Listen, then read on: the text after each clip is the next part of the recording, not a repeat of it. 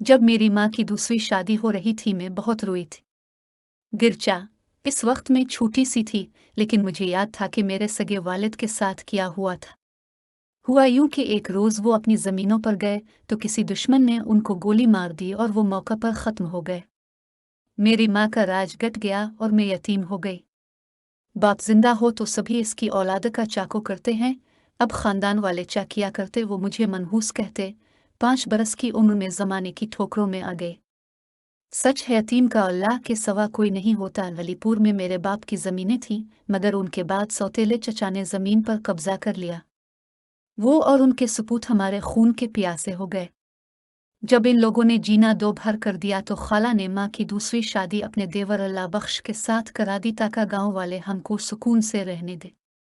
जब मैंने 5 जमातें पढ़ लें तो माँ ने मजीद पढ़ाने की बजाय मुझको घर के कामों में लगा दिया गया। बदकिस्मती से जिस शख्स के साथ माँ की दूसरी शादी हुई वो मुस्तकिल मिजाज ना था। कभी कमाता और कभी दिनों बुरिकार घर में बैठ रहता। इस तरह गुजारा मुश्किल हो गया और घर का सुकून भी माली परेशानी के सबब जाता रहा। रूस के फाकों से तंग आकर माँ मुझे ले मामू के पास उनके गांव चली गई। इन दिनों उनकी दूसरी बेटी, जिसका नाम तो साहिब बीबी था, माँ प्यार से सहबा बुलाती थी, इसे बख्शो अबा के पास ही छोड़ दिया क्योंकि ये मेरे सौतेले आबा की बेटी थी। मामू के घर हमको किसी ने बेसुकून नहीं किया। 2 वक्त की रोटी भी मिल जाती थी, लेकिन सहबा बहुत याद आती थी। बख्शो अबा के घर में ही इसको संभालती थी। सल्लल्लाहु अलैहि वसल्लम ने अब्बा को बहुत तंग किया और रू रू कर बीमार पड़ गई। तभी आबा ने हमको ढूंढने में कोई कसर ना छोड़ी, बिलाखिर हमार असारा पा लिया। आबा ने मेरी उम्मी से बहुत मुआफ़ियाँ मांगी और वदा किया कि अब वो ज़रूर कोई ना कोई काम करेंगे और घर में बेकार नहीं बैठेंगे। आबा बख्शो कोई काम न जानते थे, पढ़े लिखे भी न थे।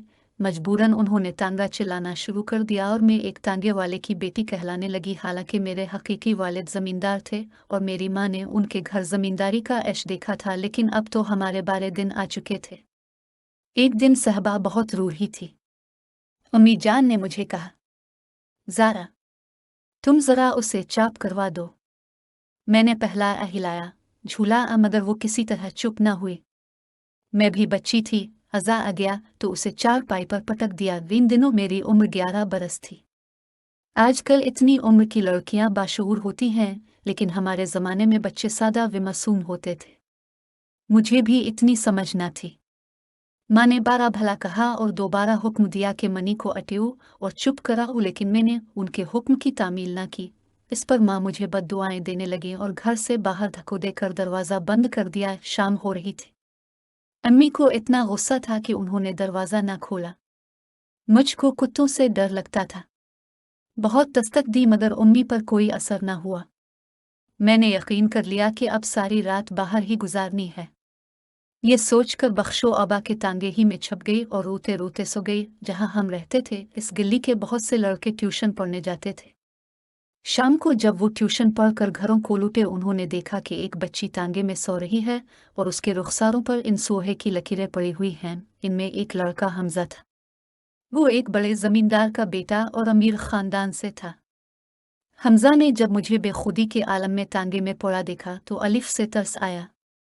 इसने मुझे जगाया और कहने लगा, ज़ारा उठो, घर जाओ, शायद तुम खेलते खेलते तांगे में सो गई थी। मैं उठ नहीं रही थी। अलिफाटेओ भी ज़ारा। इसने मुझको झंझोड़ा। रात का वक्त है, तुम्हारे माँ बाप परेशान होंगे। मैं जागी तो याद आया माँ ने धक्का देकर मुझे घर से निकाला था। तभी परेशान हो गई और रोने लगी। हमजा ने पूछा, क्या तुम्हारी माँ ने मारा है? अच्छा आओ, मेरे घर चलो, मेरी माँ तुम्हें घर में छोड़ आएंगी। मैं अपने घर जाने की बजाय इसके साथ चली गई, जहाँ हमजा की माँ और बहनों ने देखते ही कहा, अरे ये तो बख्शो तांगे वाले की बेटी है, बेचारे गरीब लोग हैं। जाने कहाँ से ये खाना बदोशों की तरह आ गए हैं और कैसी जिंदगी गुजार रहे हैं। मेरा नाजुक सादल तो पहले ही जख्मी था। ये अल्फाज सुनते ही छलनी हो गया। वो मुझसे तरह तरह के सवालात करने लगे। मैंने अपनी समझ के मुताबिक जवाब दिए तो उनके दिलों पर मेरी मजलूमियत का बहुत असर हुआ। हमजा और उसकी माँ मेरे साथ घर आए और उम्मी के हवाले किया। हमजा की माँ ने उम्मी को हिदायत भी की कि आइंदा इस बच्ची को मारना और न ही शाम के वक्त घर से निकालना। लड़की ज़ात है, इस तरह बच्चियां बारे हादसे का शिकार भी हो सकती हैं, लेकिन मेरी माँ को कब इतनी समझ थी। वो पढ़ी लिखी तो थी नहीं, हालात की चुकी का ईंधन बनी हुई थी, लिहाजा अपनी बेटियों से भी तंग थी। दिन दिनों माँ बहुत चिड़चिड़ी हो गई थी और मैं उनके सलूक से दाखी रहती थी। अब मुझे एक तो घर है चीन न था, अकेले में घबराती। जब माँ सब्जी तोड़ने खेतों में जाती और आबा तांगा लेकर निकल जाते तो मैं सहबा को लेकर हमजा के घर आ जाती। हमजा की बहनें आमना और आयमा मेरा बहुत ख्याल रखती थीं और हमजा तो इस कदर प्यार से पेश आता कि मैं खुद को कोई शय समझने लगी थी। इन लोगों के घर में न सिर्फ मुझे सुकून मिलता बल्कि मेरी सेहत भी अच्छी हो गई। मालिका जान जो हमजा की इम थी, मेरा बहुत साथ देती थी। मुझे खाना खिलात और मनी को नहला के कपड़े बदलवात, इसे दावदे देती और चारपाई से झूलना बांध कर सुला देती। उन्होंने मुझे घर का काम सलीके से करना और कढ़ाई सिलाई सिखाए। मैं इनके साथ रहकर बहुत खुश थी। मेरी जिंदगी ही बदल गई थी। पहली बार एहसास हुआ कि कोई मुझे चाहता है, लेकिन हमेशा की तरह खुशियां फिर मुझे धोखा दे गई। माँ को जब पता चला कि ये लोग मेरा बहुत ख्याल रखते हैं और मैं उनकी मोहब्बत में खो गई हूँ, तो वो मुझे लेकर मामू के गांव से, जहाँ हम अब रह रहे थे, बाबख्शो वाले शहर यानी अपने ससुराली घर को लूट आए। यहाँ वापस आने की वजह थी कि वो मुझे मना करती थी कि मैं हमजा के घर ना जाया करूं, उनके घर का खाना भी ना खाया करूं, बल्कि अपने घर रहा करूं। मगर मैं ना मानती थी, क्योंकि अकेले घर में रहने की वजह से मेरा जी घबराता था। यह है जो नहीं घर से निकलती, मैं हमजा के यहाँ चली जाती और उनके आने से थोड़ी देर पहले लूट आती। आना मुझको मना नहीं करते थे, कहते ठीक है इनके घर जाया करो, अकेले रहने से इंसानों में रहना बेहतर होता है। इनाहे का ख्याल था कि ये लोग मुझे बहका देंगे तो मैं कहीं की ना रहूंगी। वो इन लोगों के एहसान तले दबकर जीना भी पसंद ना करती थी। मेहनत मजदूरी भी इसीलिए करती थी कि मेहनत मजदूरी करना उनकी मजबूरी थी। अब्बा इतना नहीं कमाते थे कि गुजारा सही तरह से होता। जब मैं उम्मी के साथ आना बख्शो के आबाई घर आ गई तो मेरा बुरा हाल हुआ। हमजा और उसके घर वालों को याद करती और छप छप कर रोती। ऐसे ही 2 साल गुजर गए, लेकिन इन लोगों की याद मेरे दिल से ना निकल सकी। माँ मेरे हाल से गाफिल ना थी, ताहम उन्होंने मेरी आदास का कोई ख़ास नोटिस ना लिया। इनको तो अपने कामकाज और मेरी परवरिश की फिक्र थी। मेरा ही ऐसा हाल ना था। हमजा भी मेरे खातिर परेशान था। वो इस कदर दिल बर्दाश्ता हुआ कि अपनी पढ़ाई छोड़ दी, जबकि इसके वालिद इसे डॉक्टर बनाना चाहते थे।